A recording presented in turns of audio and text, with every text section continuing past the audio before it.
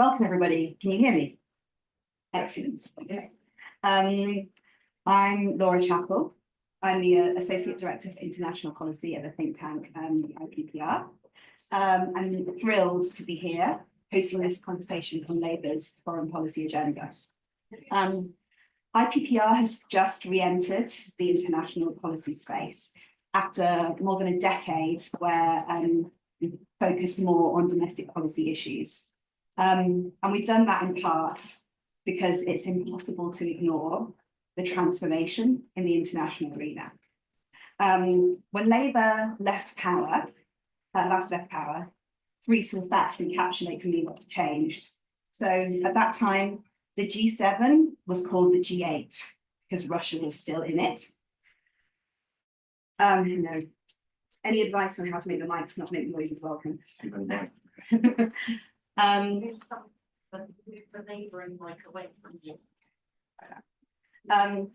Secondly, in 2010, the global average temperature was 0.88 degrees above the pre-industrial historical average. Last year, it was 1.46. And then finally, in 2010, we were in a world of rising ODA budgets. And that's to say nothing, obviously, of the ongoing conflicts and humanitarian crises that we're seeing across the world right now, from Gaza through Sudan and Ukraine. So this is a different era, a different world that we're confronting. And that matters in and of itself, but it also matters for the UK and its ability to meet its progressive policy goals. I think IPPR sees its role in all of this is to try to bring a little bit of light instead of some of the heat that often surrounds such critical issues, and to try to provide creative new ideas which help find a way forward. So in that context, we're really lucky to be having this conversation here with you all today. And thank you to the kind sponsorship of Lloyds for the event, and with this amazing panel. They're all very eminent and they need an introduction, but I'll just give a few brief lines of biography. So to my right, the Right Honourable Emily Thornbury MP, who has just been elected chair of the Foreign Affairs Select Committee. She's a deeply experienced member of Parliament who's held a variety of high-profile roles, including Shadow First Secretary of State and Shadow Foreign Secretary. So thank you. To my left, Sir Simon Fraser, who's the co-founder and managing partner of Flint. He's previously been the head of the Foreign Office and the permanent secretary of BIS, and he has just become the chair of Chatham House. Thank you. To my far left, Bruce Carnegie-Brown, chair of Lloyds, who has a highly distinguished career in the city, and as well as chairing Lloyds, chairs a range of other organisations, including the MCC, the Leadership Council of the City UK, and Cover. And then finally, but absolutely not least, Romilly Greenhill, CEO of Bond, which is the UK network of organisations working in international development. She was previously director of the One campaign in the UK, and she's had a series of eminent roles in development, including Make Poverty History. So I'll come to each of you in turn. We kept the scope of the conversation deliberately broad. So I'd like each of you to bring what you think is most pertinent to the conversation, but I've got a few framing questions and thoughts. So first, in this fast-moving, complex, challenging world, focus is a critical challenge. The Foreign Secretary only has so many hours in his day. The government only has so many people working on its international agenda. So where do you think it's most important that the UK puts its international energies? Which risks are most pressing? Are there opportunities we're missing? How can we have the greatest impact? And what might this involve not doing? And then secondly, how do we collaborate successfully? So Labour's been explicit that the UK is back on the international stage and is looking to reset relationships, whether that's with Europe or with the countries of the Global South. And so many of the challenges that we face are transnational in character, whether that's climate change, unsafe AI or migration. So what steps do you think the government needs to take to partner and collaborate more effectively? So collectively we have some hope of progress. So with that introduction, as to you, Emily Thornbury.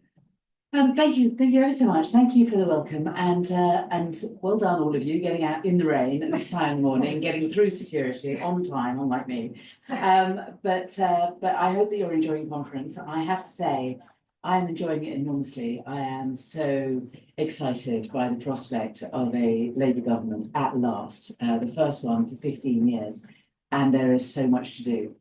I think that I hear your questions, but I think that also we need to do a little bit more framing. I'm more than happy to answer further questions later, but I think we need to, in order to understand where we're going, we need to understand where we're coming from.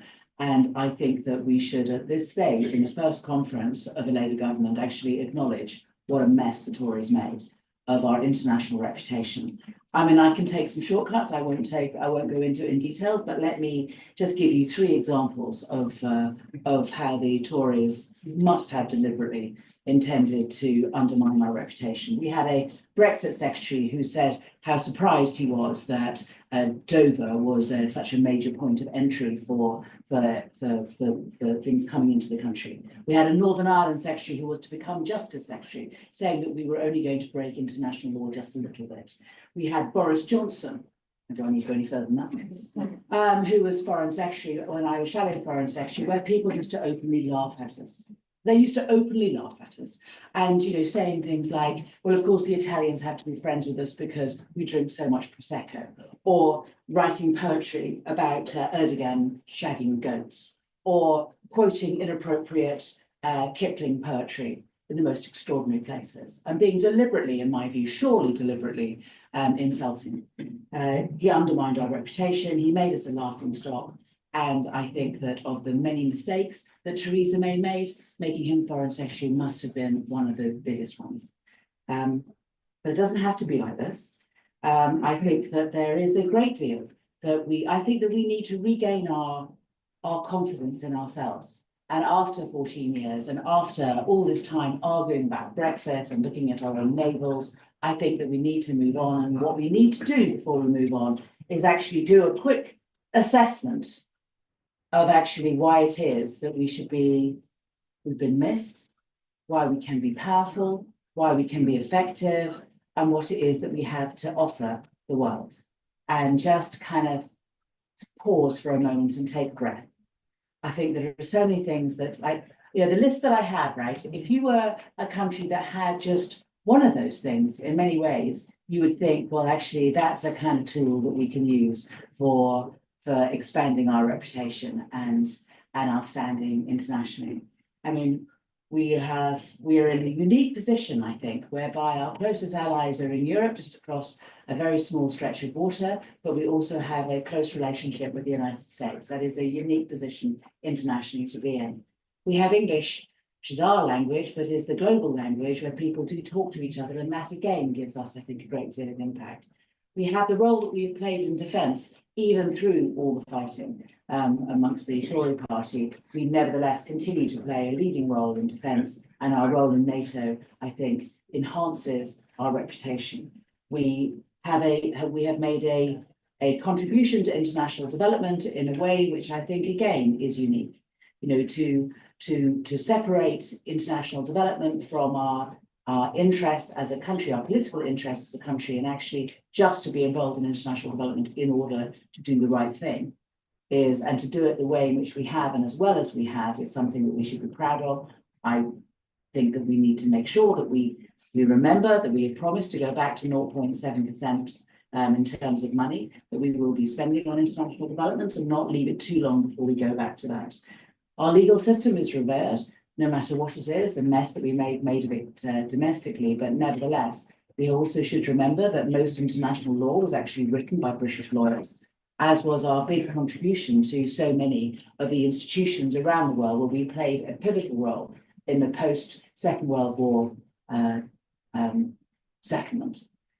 We have a seat on the Security Council and a profound understanding of the world and an expertise within the Foreign Office, which is pretty unique. We have cultural strength. I'm not just talking about Shakespeare, I'm not just talking about James Bond or our theatrical games. I'm also talking about the impact of Arsenal or Manchester United, or someone was saying to me last night, don't forget Liverpool. And these are institutions and people and things that will, people can, people know. You talk about, when I go abroad, I say, oh, I live near Arsenal. They know where that is, doesn't matter where I am. And our global influence and the influence of the BBC and the importance of when we have so much fake news and when lies go around the world as fast as they do, actually, when a war starts, quite often in newsrooms, they do switch over to the BBC straight away in order to find out what is actually going on. But all of these things are things that we should have at the forefront of our mind and remember what it is that Britain is and what it internationally can mean and why we need to be more confident, why we need to get onto the front foot, and as part of repairing our country, renewing our country, we need to renew our attitude to knowing how much impact we can have for the good if we want to use it for the good. And we have been a force for good in the past, and we need to make sure that we're a force for good in the future. We are in such a stressed world. We know when we look around the place, look around the world, things are not likely to be getting much better, much faster. Actually, we're likely to be going through a period where it will get much more difficult. We need to be there in a pivotal role, in a central role in relation to that, being a force for good and remembering who we are without false arrogance, without needing to quote Kipling, but just knowing who we are and having a quiet confidence in who we are and using that impact properly and saying to the rest of the world, yeah, we're back, we're pleased to be here.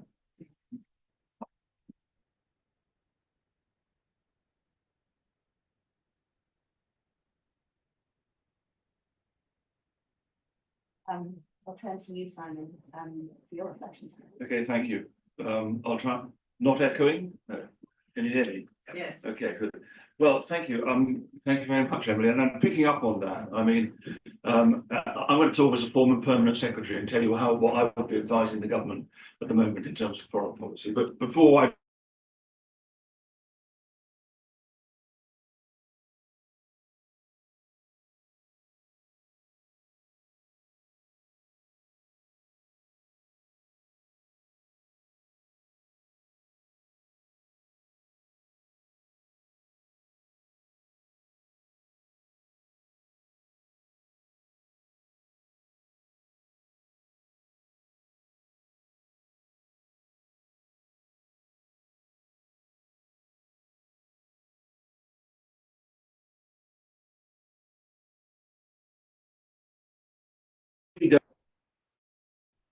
I would say our foreign policy needs to do three things to be effective. So the first of those three things is it needs to reflect and multiply our domestic policy priorities. It's got to be grounded in the government's domestic policy. Secondly, it's got effectively to project the values and qualities of our society in the world. This is what you might call the soft power bucket of foreign policy. And thirdly, of course, we've got to be able to respond effectively and capably to international events so that we can project influence and power matters in foreign policy. So those are my three framing issues. I just want to say a little word, if I may, on each of those.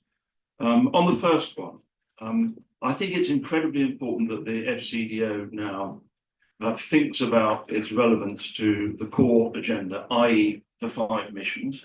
And in particular, within those 5 missions, 3, i.e. the growth mission, the broadly cast security mission, and the green transition net zero mission, because all of those should be informing mainstreams of our foreign policy. And I know that David Lammy is aware of this because he's actually launched a review into the economic capabilities of the Foreign Office, being led by Martin Donnelly, which is ongoing. And I know he thinks it's very important that the Foreign Office has credibility and leverage across White House on all these issues. And also in that context, we need to understand the incredibly complex relationship between the domestic economy and what I would call the geopolitics of trade and investment and supply chains and access to resources. That is incredibly important, and you can't just do it sitting in King Charles Street. It's got to be a cross-government understanding. So that's my first point. On the second thing, which is about projecting the values, we do need to focus on that because we haven't been doing it very well. And I do think we need to restore the reputation of this country for the respect of the rule of law, respect for treaties, our commitment to multilateral cooperation in collective institutions, which are weakened at the moment in a world that is sort of, is fragmenting really along national lines. But if we don't have collective institutions, that's going to be even more dangerous. And in restoring our reputation as a fair and just society, and there I would refer to the effectiveness of our overseas development capability, the fact that that has been so severely eroded. And above all, I think in all our foreign policy priorities, we do need to stand up for what we think is right. So obviously we've got to deal with the realities of international affairs and big power politics, how the Americans are behaving and how the Chinese behave. But we also need to remember what's right. Whether it is the situation in Ukraine or the recognize the historical injustice that's been done to the Palestinians. We've got to have that in the back of our minds as we formulate policy. On my third point, don't want to go on too long, is that okay? Third point, on exerting influence and being effective. The key thing there for me, you've got to have good policies, which we've been talking about, good ideas. People need to respect your position and they need to respect your thinking. But you really need effective relationships to have leverage in the international community, given these collective problems. And you need to have relationships with the partners that really matter to you, and you need to understand who those are. And I think sometimes it's quite a lot of lazy talk about, where our real relationships, key relationships lie. For me, they are obviously the United States, and we've got to navigate what happens in November and beyond very carefully. They are with the democracies of the G7 and Europe. They are our natural like-minded partners. They are also with the European Union itself, and I welcome the reset, but I want it to go further and faster. And it has to include the institutions of the European Union, not just going to Paris and Berlin. The government has got to find ways of effectively engaging with the Commission and being brave enough to do that. It means prioritizing the economic relationships that we want in the world. Where are the sources of our investment? Which relationships are we picking out there? And then it means thinking carefully about our relationship with what some people call the global south.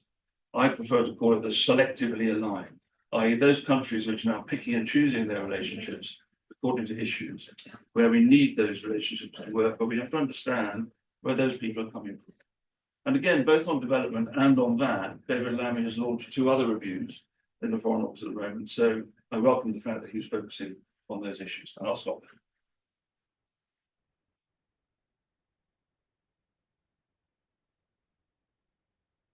So much, Bruce.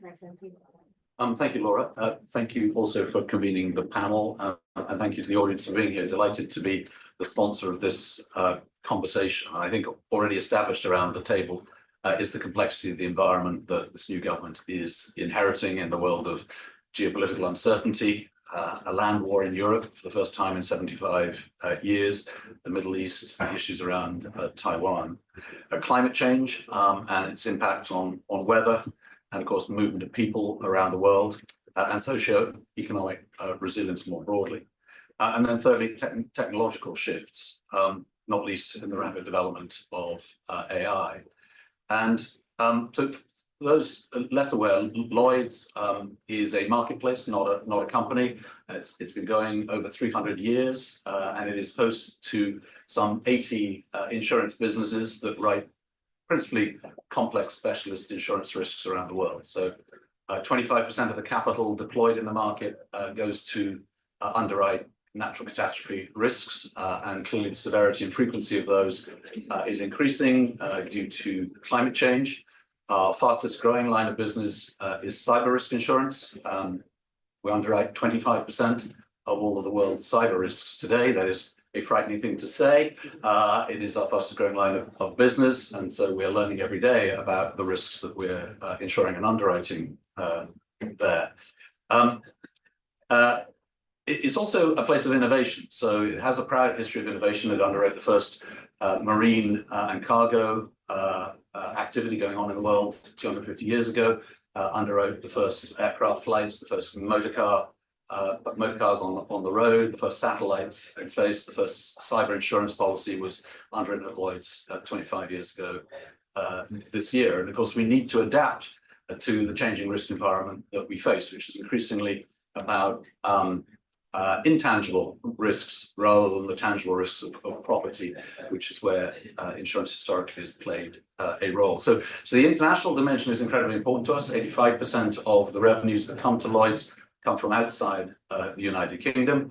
And what's really important is the ability to bring capital to a point of need in a hurry. So open borders and reasonably free trade, free movement of capital is incredibly important to the efficient running of insurance as a product.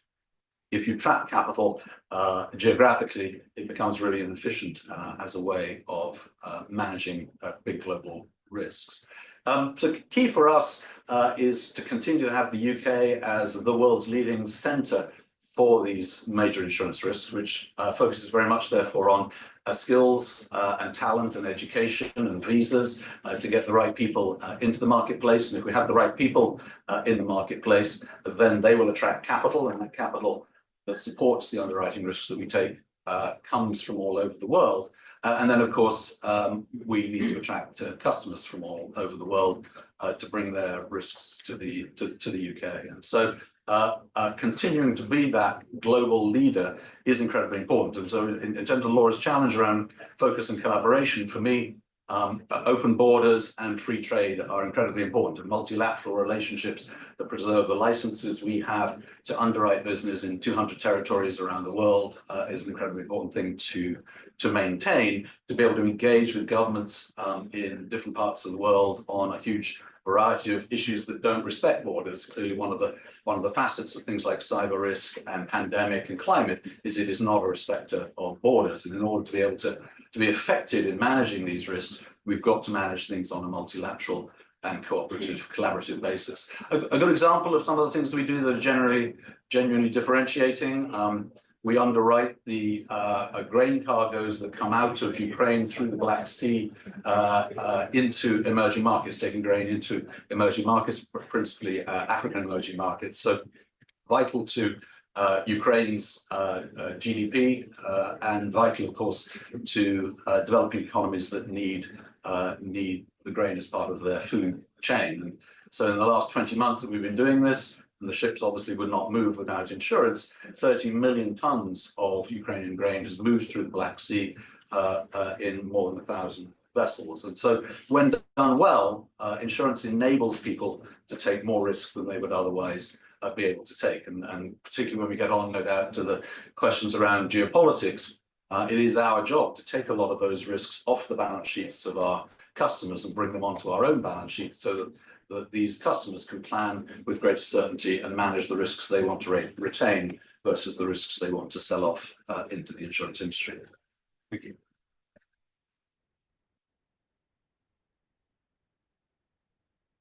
Thank you so much. Finally, but again, not very much not least, Romilly. Thank you so much, Laura, and thank you to you and colleagues for the invite to speak today. So I was asked to speak a little bit about trust and how Labour might rebuild trust as an international development partner. And I wanted to say at the outset that trust has really been damaged in recent years, and for three reasons in particular. One is the vaccine situation in the COVID pandemic. I think a lot of low and middle income countries looked to the UK and other G7 countries, to be fair, and looked at the vaccine hoarding that happened. And that was very damaging for trust. The ongoing failure to meet our climate finance commitments and to adequately tackle climate change has also undermined trust. But the other big issue that colleagues have also alluded to is the cuts to the aid budget that the UK made right in the middle of the pandemic, at the time when, in fact, aid resources were needed most. And that was massively damaging for trust. Trust was damaged not only because we cut the aid budget, but because of the way we did it as well. So what happened in 2022 is that refugee spending in the UK was prioritised as part of the aid budget. Now, don't get me wrong, spending money on refugees in the UK is incredibly important. We absolutely need to do that. But at the moment, in fact, that spending has the first call on the aid budget. So we're spending about a third at the moment of our international aid budget on hosting refugees and asylum seekers in the UK. This is only not a very bad use of money, but also is actually undermining our ability to tackle some of those issues that cause people to migrate here in the first place. So we are cutting money at the moment on peace building and conflict prevention in Yemen, which actually might help to tackle some of the conflicts and stop people from Yemen and the region coming to the UK. So it's a really, really short-term approach that we're taking to spend about a third of the aid budget in this way. And it is also undermining trust. Now I brought a little prop, so it's not very high-tech prop. This is a photo of the Global Fund Pledging Conference in autumn 2022, which was hosted by President Biden. So this was a big moment. Think about how do we tackle AIDS, TB and malaria around the world. President Biden hosted it. It was in New York, big flashy event. You can see lots of people in this photo. You can see von der Leyen, you can see Macron, you can see Biden. Who can you not see? Anyone from the UK. And I'll tell you why that is. It's because we had made a decision here at that time that the first dibs on the money was refugee spending in the UK, and the UK genuinely was not allowed to pledge at that conference. They sent a Minister of State. She was in the afternoon segment. She was nowhere near any of these key players. Now, people notice that. When you talk to people around the world, they really notice whether the UK shows up at these moments. That's just one example, but there were many others. Now, this was historical. This was under the last government. But actually, unfortunately, what we're seeing now is we're seeing continued very, very high levels of spending on refugees. And we're actually seeing further cuts to the aid budget unless anything changes. And that's really devastating. We're going to get aid spending at its lowest level since 2007. So its lowest level for 17 years once we take away the costs of refugees and asylum seekers. And that is really concerning. And I think something really needs to change very urgently to rebuild that trust. Now, this may seem niche and nitty gritty, but as I said, it really is noticed on the world stage. I remember in 2015, I sat in the UN with some of the negotiators who were agreeing the Sustainable Development Goals, and they were incandescent about the rich countries not having provided the financing needed for the SDGs. They said, you're asking us to sign up to these commitments, but you're not putting all your money, your hands in your pockets to provide the money. But they looked at the UK and said, well, not you guys are fine, because we were at that point meeting the 0.7% aid commitments. They said, no, UK is exempt from this. But they looked around the table at some of the other rich countries and they were really angry. If I was part of that same discussion now, I think we would definitely be on the naughty list. So, we need to reverse these cuts. We need to go back to the levels of spending, at least in the short run, where we were under the Conservative government. And obviously in the long run, we need to get back to 0.7 very quickly, as you said, Emily, earlier. And we also need to do some other things. Money is important, but it's not just about money. We also need to think about our role in multilateral organisations. We could be fighting now for a greater role for low and middle income countries through, for example, a new UN tax convention, where low-income countries would have a bigger say than they do at the moment. We could be acting to compel private sector creditors to cancel unpayable debts. We could be pushing for more and better financing from some of the international organisations like the World Bank. We could be pushing those organisations to be more democratic. We could also be taxing polluters to make sure that we can generate more resources for international development and climate spending. We could be ending all investments internationally in things like coal, oil and gas. We made some progress at home, but we could do that internationally. We do hear the right words from the government, but we need to see money and we need to see action. As I said, we know we can't get that to 0.7 target this minute, but we should be agreeing a trajectory and a better set of fiscal tests to get us back there and a gradual scale up.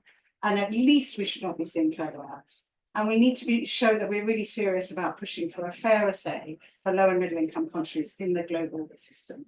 And those would be the two first steps in my mind to rebuilding trust. Thank you.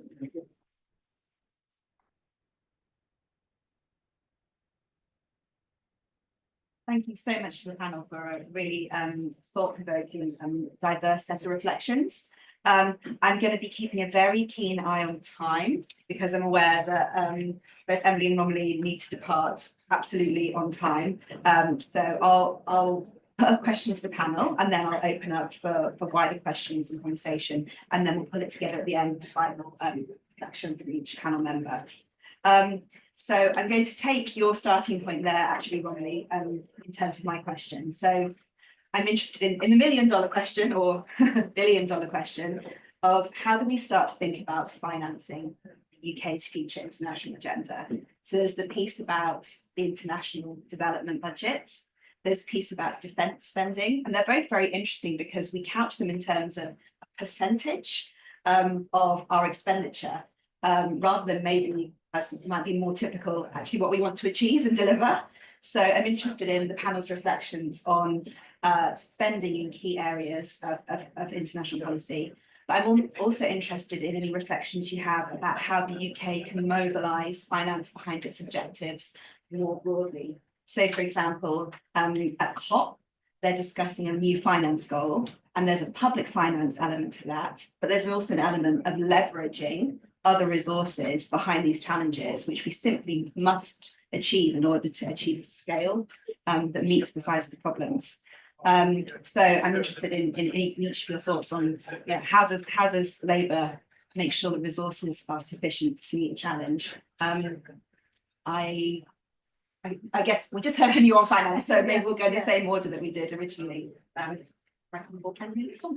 So on defence spending, I think that it has to be right that we begin by doing a defence review. And I hope that the defence review is properly wide-ranging and begins simply with what are the threats to Britain, because I think that what we need to do is have a conversation with the British public about what the priority threats are.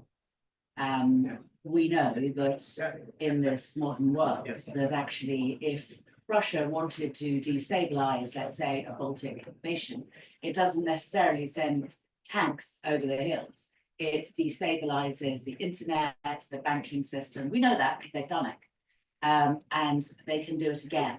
And when we are looking to defend our nation, we need to make sure that we are looking at the modern threats, not just at the historic ones that we always think of, first and foremost. So I think that, the problem with defence reviews always is that no matter how wide-ranging or radical they may be, they're always kind of out of date. And so a defence review will land, and then something else will happen, and you'll realise that perhaps the decisions that were made were not the appropriate ones given the difficulties that we're now facing. There is no doubt that we are incredibly vulnerable to the new types of threats, and whether that is disinformation, whether that is propaganda, whether it is, as I say, the sort of cyber threats, I think we are simply not robust enough. So I would begin any defence review with looking at the modern threats and then looking elsewhere. There are obvious things which just make no sense to me. How can we have a modern army on Salisbury Plain and no way of moving them anywhere? We don't have any frigates. Where are the frigging frigates? They've been promising these frigates for I don't know how long. We don't have the means to even be able to transport people elsewhere. There are things that just don't make sense at all. And I think somebody needs to be saying that and being clear about it and being bold. We need to be able to make proper decisions about this rather than thinking about, there is a lobby point on this. This is a political win. This is what we should be doing, but it has to connect up with all the other things we're doing. It doesn't actually make sense. And then once we've done that, then I think we then look at what it is that we need, how much money we need to be able to spend on that. That would be my approach. Seems to me to make sense. Sounds terribly radical, really ordinary. And I think but I think there's a different matter, obviously, when it comes to international development, when the need continues and always continues. And I met somebody last night, I don't know if she's here, who did a very good 45-second lobby on me on the way out of the meeting, where she pointed out that she came from Dhaka. And I said, oh, and she was talking about water and water pollution and the threat of climate change. As we know, Dhaka is on a floodplain.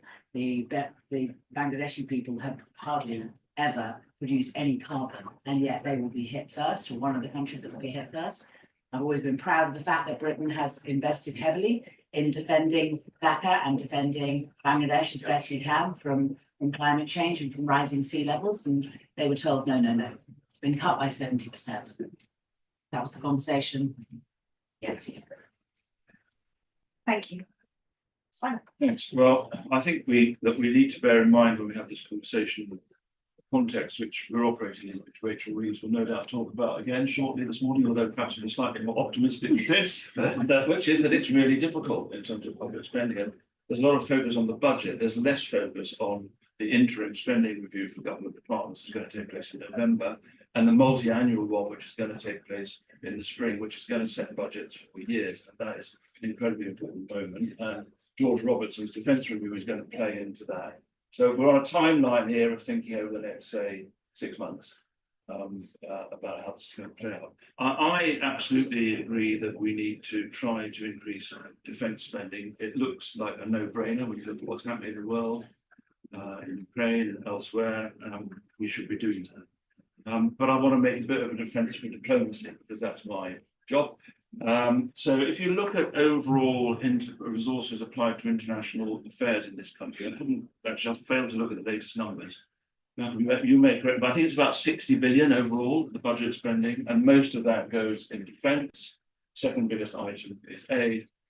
In the Foreign Office, which I used to run, the operating budget of the Foreign Office, this is the operating budget, spent year by year, certainly when I left, was well under £1 billion a year. Which, as I used to say, was less than the budget of Kent County Council, but I'm not sure it is anymore because of what's happened to local government. But I mean, it's really quite small. And the problem for diplomats is A, that's sort of a marginal rounding for the Treasury, so you've got no leverage.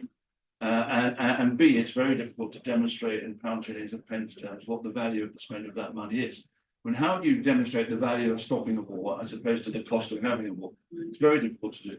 But I do think we need to think in a sophisticated way about that if we can. And we need to try and think collectively across government about how we join up more effectively the different elements of expenditure on overseas activity. Bearing in mind my initial comment is got to relate to domestic policy priorities, what's being done on them. So it needs a slightly more sophisticated approach. But I fully recognise that for Rachel Reeves, with the exception of defence, frankly, even including development, these are not going to be priority items for her when she looks at budget and spending review. So my final piece of advice to my successor as permanent secretary of the Foreign Office and to David Lammy is, when you're dealing with the Treasury, whatever you do, settle as late as you can. Because if you settle early, you have no leverage. At least you get a bit of leverage if you're one of the last buggers hanging out. It's very practical. I hope they're listening. Bruce. So I think my line would be very similar to Simon's. What I hear from this government is that they want to prioritise economic growth, because that is the only way to settle all of the bills that people have already mentioned around the table. Clearly, what we want to spend money on vastly exceeds our current capacity to spend. And this government has inherited a very damaged balance sheet for the United Kingdom. Largely, of course, because of the interventions around the pandemic, which were extraordinary in protecting us from the risks of that, and also more recently, of course, the energy crisis. But taken together, those have pushed our balance sheet to the limit, and credibility around our balance sheet is incredibly important for fundraising for the United Kingdom internationally. And so making the right balance, as Simon alludes to, between strengthening the balance sheet and investing for growth is the key challenge that Rachel Reeves will no doubt discuss later on today. And out of those proceeds of growth, we should be able to fund more of the demands that are in front of us.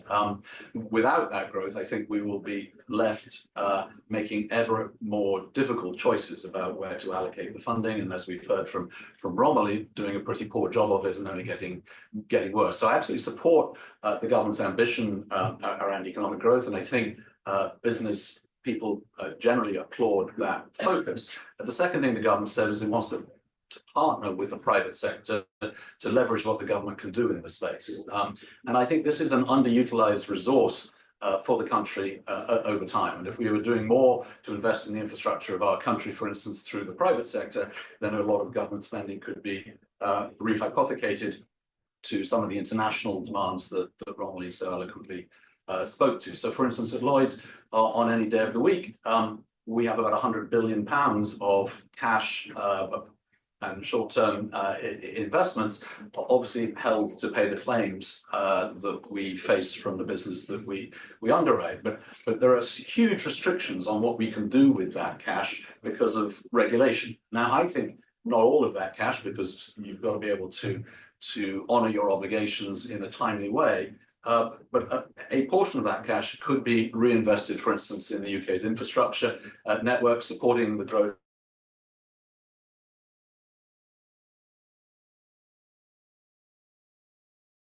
An area where government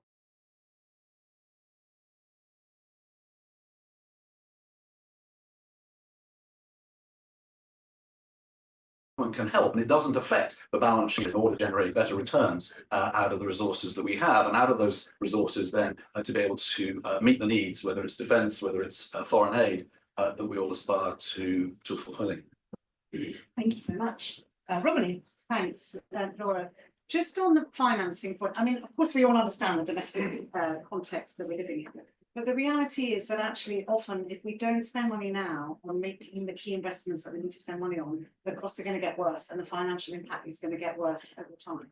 So things like peace building, as you alluded to, actually preventing wars, preventing conflict is enormously better value for money, let alone the human impact, but even from a financial perspective. Actually, prevention is much better than cure. You know, my grandmother always used to say, you know, a stitch in time saves nine. And it is actually really true on things like peace building, on things like conflict. One of the other things that's been cut with the recent wave of aid cuts is family planning. And that is a real problem for women around the world. And we know that if women have better access to family planning, we get better child health. It also has better economic impacts in the long run. So I do understand the domestic financial context that we're in. But actually, I think some of this is false economics, and actually it's causing us more costs over the long term. The other thing I would say on financing is that we do need to actually explore other sources of financing. So aid is incredibly important, but there's other things we can do.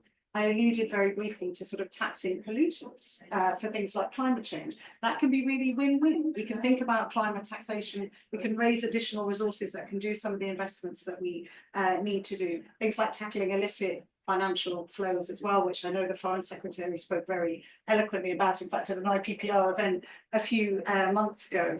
There is a Financing for Development conference happening in summer next year, hosted by Spain.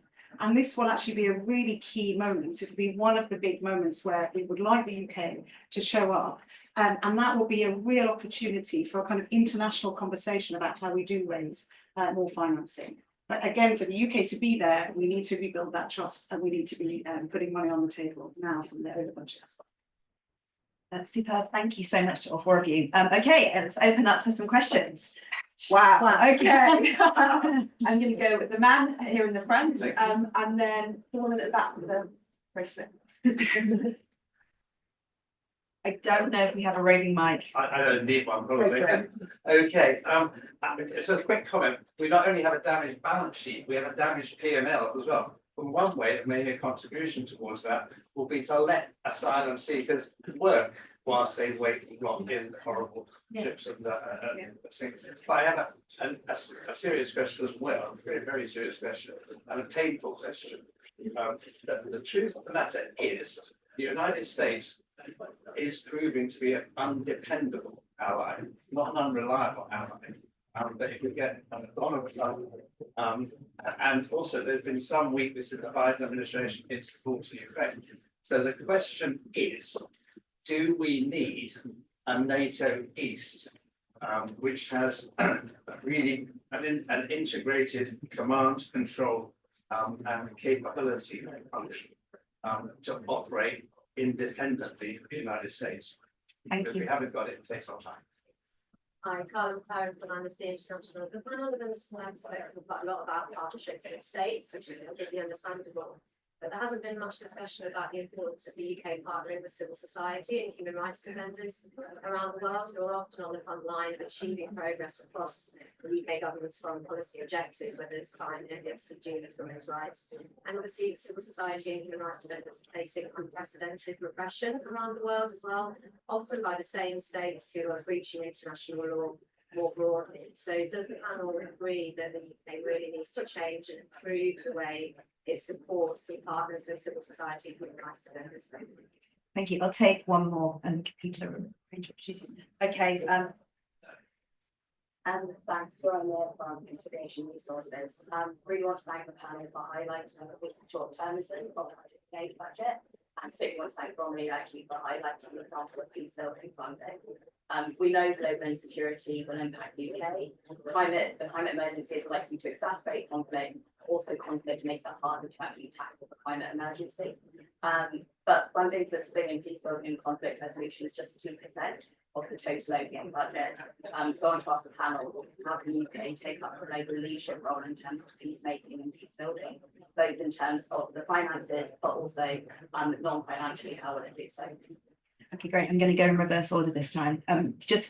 You don't feel you have to answer all three, just pick some bits. I think I might answer the last two. I mean, on the civil society partnerships, I think I might get fired if I didn't agree with you, given that I run the UK Civil Society Network. But I absolutely agree. I think the UK has a really important role in speaking out and supporting those human rights defenders and civil society groups and working in partnership. You know, we are talking a lot about more equal partnerships, and I think that applies for governments and also for civil society, and really listening to what civil society are telling them around the world. So couldn't agree more with that.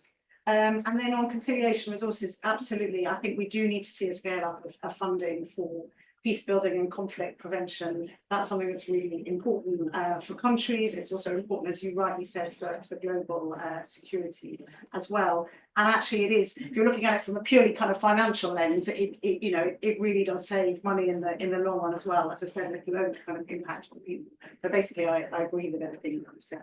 Thank you, Bruce. Most of our activity is actually related around climate impacts in more difficult environments around the world that don't themselves have enough resources to invest in their resilience, and that obviously aligns with our own business of ensuring natural catastrophes. So, for instance, we chair the insurance task force for the King's Sustainable Markets initiative, and one of the things we do in that task force is convene the insurance industry to try to address some of these needs that any one partner is unable to do on their own. And an example of that, which we're working on at the moment, would be in Fiji, for instance, where natural catastrophes have the risk of wiping out the whole of the domestic economy if a storm blows through, and we're working with them to create what are called parametric solutions, where you set up sensors all across Fiji, and then when the wind blows, once it reaches a certain level and you pick the level for where you want the insurance to attach, we just pay out, because the actuarial and modelling will say that there's been devastation caused. And this is a way of getting the capital more quickly to the point of need than often happens in these events, where you have, for instance, flooding, and then the loss adjuster can't get to the flooding until the flood recedes. Loss adjusters are hard to come by when there's extensive flooding, because there aren't enough of them and they put their prices up. You've got to then assess the damage caused, which in the case of flooding can take months to have the impacts come through. So how do we respond more immediately? And that we do, and the Fiji example is being done in partnership with the United Nations through their capital fund, disaster capital fund. And so in many cases, what you need is government to step into the breach, and then the private sector can follow and support behind that. And so what we advocate for is more scaling of these kinds of initiatives. But I'm kind of a pragmatist. We can make grand statements, but what are we doing country by country or issue by issue? And we've chosen to focus our efforts around climate impact in some of the work that we're doing. Thank you. Can I pick up on the point about civil society, because I think it is a really important point you raised. Thank you for doing it. I think it's really important for governments to recognise the impact and significance of civil society movements, charitable organisations, in changing global opinion. Obviously, that happens. I think that the issue for governments is that sometimes, I mean, they are, those are campaigning organisations, whereas governments are governing organisations, and sometimes, the factors that have to be taken into account may vary sometimes. I think it's about an engaged and respectful understanding on both sides about how we can collaborate most effectively to achieve common goals. And I absolutely agree with that. On the point about Eastern NATO, you're right to point out that the United States is less dependable. Although, look, to be frank, under the Biden administration, it has been a dependable ally for those of us in Europe. But the sort of transatlantic consensus that we grew so used to is now challenged. And of course, if Donald Trump wins, we'll go through another phase, at least, of anxiety and concern about that pretty immediately. The problem with sort of overcompensating against that is that the harsh reality is that that we are dependent on America for our security in Europe, that we are still dependent on the nuclear deterrence of America, that we are not capable of mounting intervention activities without the Americans, in fact, on any scale whatsoever, even though the United States at the moment is not in that business. So we just have to temper that, our thinking with that reality. And what we don't want to do is do things which push the Americans further away, given that their preoccupations shifted towards China and Asia anyway. I think it's about strengthening our commitment to NATO, demonstrating the worth of our contribution there. Also, and this comes back to the EU point of engaging effectively with the European Union as it moves gradually towards giving more flesh to the idea of European defence capabilities, which are within and alongside, but not specifically of NATO. And so it's a sophisticated game that we've got to play, but you can't play that game if you don't have the right relationships on the European continent. You make me smile. It's such this is a consummate diplomat. Sorry. European defence capabilities, and what was the next specific? What you were saying was the European army that the Conservatives are so anti. It's just very funny the way you put it. Just going back to which obviously, first of all, let me just say, I have been as a local member of Parliament defending my asylum seekers who were in 2 hotels in my constituency from being sent to Booby Stockholm. And we have successfully done it. So I'm just looking at my caseworker on a number of occasions. And I asked Alex recently, are they threatening to send anybody else to Booby Stockholm? And he said, no, they're not taking anybody, it's closing. So just like, we are moving on. But on civil society, I think, remember what happened in relation to Northern Ireland when politics failed and had been failing for a long time. And what happened was that organisations began to focus, put resources into, put time and effort into civil society, and actually there was a rolling programme of meetings in communities up and down Northern Ireland and on the border area and in Ireland, essentially getting people to sign up to an alternative agenda to that which the wizened politicians in Northern Ireland who didn't seem to have the imagination to be able to find a way through. Actually, they signed up to it. And when 30% of the population of Northern Ireland signed up to an alternative agenda, then the politicians finally turned up and started asking what it was all about and started taking on that agenda too. So I think there are times when politics fails. And I mean, when one looks at what is going on in Palestine and Israel at the moment, you wonder how on earth, if and when, hopefully, the fighting eventually stops and they fight themselves into a halt.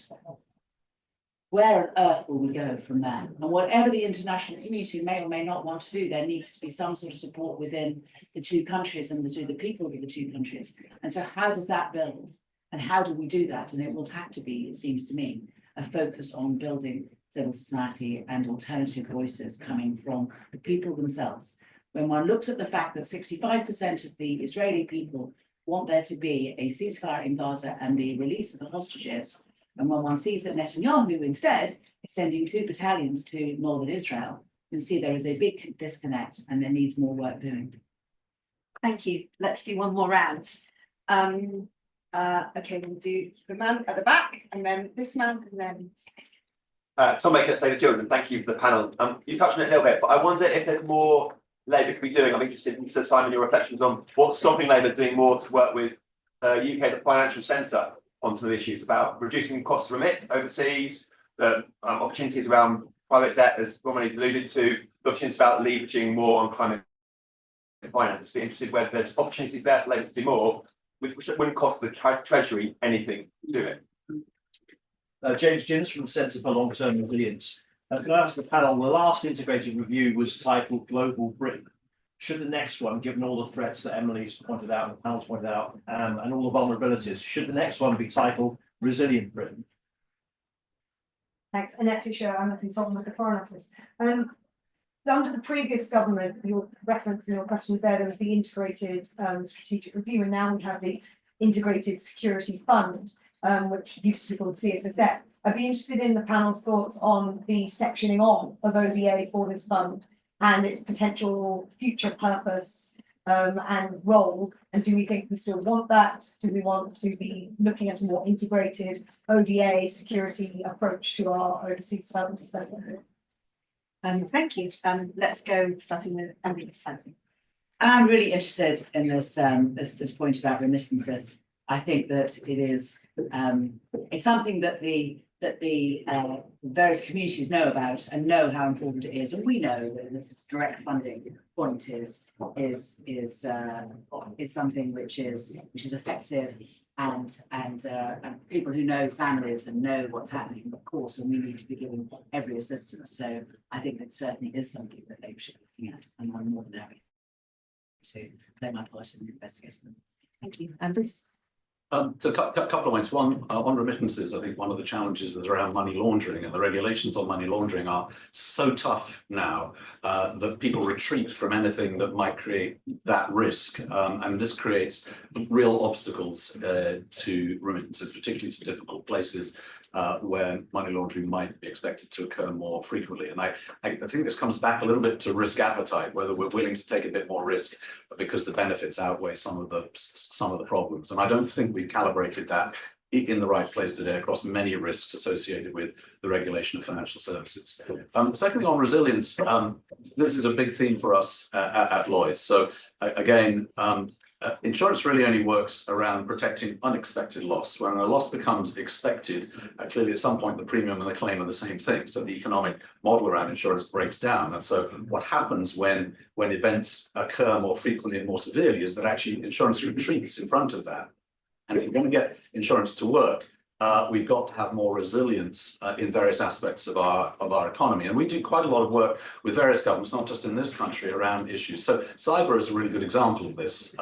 We need to have more cyber resilience in our country because we know that the risk of cyber attack is only going to grow exponentially, particularly from hostile states, but also from lots of entrepreneurial folks sitting in their garages trying to hack into a variety of our systems. And one of the things that the insurance industry does positively around that, of course, is when we have conversations to insure a business against cyber attack, is we have a conversation with them, a bit like you would with your insurer around your house or flat, about putting the burglar alarms on and the mortise locks on before you can get cyber risk insurance. And of course, in doing that, putting more of the equivalent of mortise locks and burglar alarms into a cyber environment, we are building the resilience of the economy against these kinds of challenges. Now, that's a simple example, and we need to do it on a more industrial scale. But ultimately, the potential risk to our economy goes well beyond the ability of the insurance industry to write a check for. Which is why you've got to partner with government to create a greater resilience in our economy. Same applies to climate change. Obviously, the severity and frequency of these kinds of events, it's happening more often. The governor of Florida came to see me when he thought he might be president of the United States in May last year. I think somebody told me he had to get out of Florida if he wanted to be president. And he said, I want to make a speech at Lloyds of London. I'm like, why? Anyway, he came on a Friday and I said, well, so good luck with that. Would you like to turn the lights on and off as you leave? But, and of course, the speech was really directed to the folk back home. But the reason he wanted to talk to me was about more climate capacity for the state of Florida, because hurricanes go through Florida on a pretty regular basis. But they do crazy things in Florida. There's a lot of affluent people within the United States moving to Florida, and they all have affluent lives and affluent assets to protect. But they all want to build on the coast. They concreted over the state, and there's nowhere for the water runoff to happen. And guess which bits of the state get hit hardest by hurricanes? So they then have a big tort reform problem, and you do your homework. When we settle claims, we settle the legal costs associated with claims. 46% of all the legal costs we settle against claims in the United States, which is 50% of our business, are settled in the state of Florida. So I'm actually not paying the victims, I'm paying their lawyers, and the model doesn't work. So we need, back to Emily's point, we need joined up thinking around all of these things if we're to be more effective at designing resilience in our economies. Thank you, Simon. Time is very short, so I'll be brief. I mean, Thank you. some quite complex questions there, but very briefly. On the last one, I'm all in favour of integration in the sense that I want alignment of policy impact. Because integration of your funding actually means that ODA is being used for defence related. Then you've got to be very careful, because that sort of contamination easily happens and can be considered convenient for some people. On the first question about sort of better alignment between, in effect, like I don't know the detail of some of the issues you talked about, but I do agree that given how strapped public finances are, we should be more creative in thinking about how we can leverage and align with sources of private income, private capital, sorry, in particular to support policy objectives. Key thing there is you've got to get your incentives aligned. If you look at the whole ESG agenda, you see how difficult that can be, where business and ESG is losing grip because shareholders are not, they sense a different sort of political wind, and therefore they move. So you've got to be very careful about thinking how you can align and sustain the alignment incentives. And on the final point about the review, resilient Britain, I think that's a very good label for it. I think that they are thinking very much in those terms, for the reasons that Emily has described. But one thing I would counsel is we've got to have continuity between in our strategic thinking about our defence and security questions. Because if every time you do these reviews every year or two, you sort of you reinvent the wheel, it's impossible to have sustained programs and procurement programs to align with that. So I hope that we will have continuity along with refreshment to think. Thank you. Thanks. Simon actually made the point I was going to make on the security fund. I mean, we're very strong and keen on joining up across Whitehall and having better integration in terms of efforts, but it has to be about actually peace building and conflict prevention in the countries that we're working in, not about using ODA money for kind of UK short-term security interests. As I said a couple of times, in the long run, actually security in other parts of the world will benefit us, but that's the really key thing from our side, of making sure that those criteria are met, and also that we're making sure that local organisations in the countries that we're working with are supported. The problem is if you have some of these funds, you move away from the idea of supporting local ownership and local leadership, which is absolutely critical, and there's a huge kind of whole literature that has agreed on that, and so that's a really important principle. Just on the role of the UK in terms of other financing, yes, I think that's a really interesting conversation to be having. Thinking about remittances, I think there's things like actually reducing the cost of remittances. They're incredibly expensive at the moment. That's really not a very good use of anybody's resources. But also thinking about how do you make sure that remittances are then used more widely for the community. So there's some quite interesting proposals around diaspora bonds and things like that are out there, that actually you ask diaspora in this country to be investing in bonds that support their community rather than just the immediate family. But I think there's a lot more we can do there. To go back to the earlier point I made about legislation, the UK has a key role in terms of making some of the investments, but we also need to make sure that we're not ending up with kind of unsustainable and unpayable debts for low and middle income countries. So I think any moves to try and increase private sector financing, we need to have the right legislative framework here so that we can make sure that if debts actually are not payable, that we have a proper process for working those out, proper legislation in place. Thank you. Thank you. Okay, let's pull through to some final reflections from each of our panelists. Really grateful to everybody for the diverse range of questions and panelists for their fantastic contributions. But right, Honourable Emily Thornbridge, do you have some wrapping up thoughts? Or just Emily.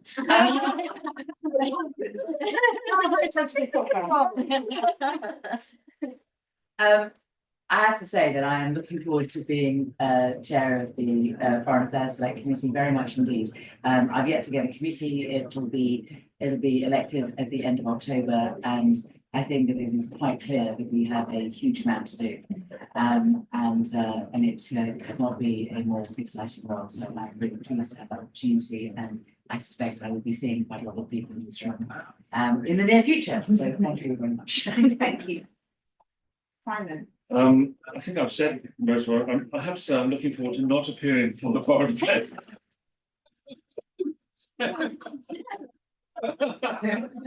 They're always happy to be invited. No, but I have fond memories, of course.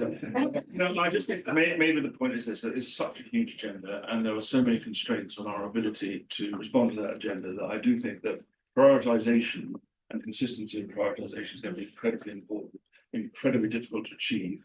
But if we try to do everything, we will not achieve anything, is the risk. So I think the watchword for most of the business folk I work with is predictability and stability. We're crying out for this. We haven't had it for a number of years. And if we have predictability and stability over a consecutive period of years, we can then all plan and invest with confidence. And back to Emily's first comment about building our own self-confidence around our economy to do the things that we need to do. So that's my Christmas wish list is stability and predictability, notwithstanding all of the events that will no doubt swarm around us. Thanks. I think it's quite interesting. There's actually quite a lot of consensus among the panel, I think, around, there are massive global challenges out there. It's true we can't do everything, but actually the UK really shown that we want to tackle these challenges in a long-term way. We want to work with our partners. We want to be back on the global stage. We want to work in a collaborative and cooperative way around the world. Working together, the language we would use is around the Sustainable Development Goals. I think that's very important as an internationally agreed framework, which includes a lot of these things around climate, around resilience, as the gentleman talked about, around ending extreme poverty and these challenges. There is an international agreement out there. We've got a set of goals, we've got a set of targets, and actually for us cooperating with some of our allies and partners, rebuilding trust, showing up, putting in the money. I have to say it again, it's not the only thing, but it is the thing that we need to do. But I think there is a real quite consensus that actually cooperating with others is the way we will rebuild trust to really demonstrate our value. Thank you. And if you have enjoyed this event, I will be chairing 2 more tomorrow morning, one on illicit finance and kleptocracy, building on that really interesting conference we had a few months ago where the Right Honourable David Lammy made some really interesting commitments. And then we're also having an event on trade tomorrow morning as well from IPPR. So you're very welcome to those as well. And thank you for your time. Thank you so much.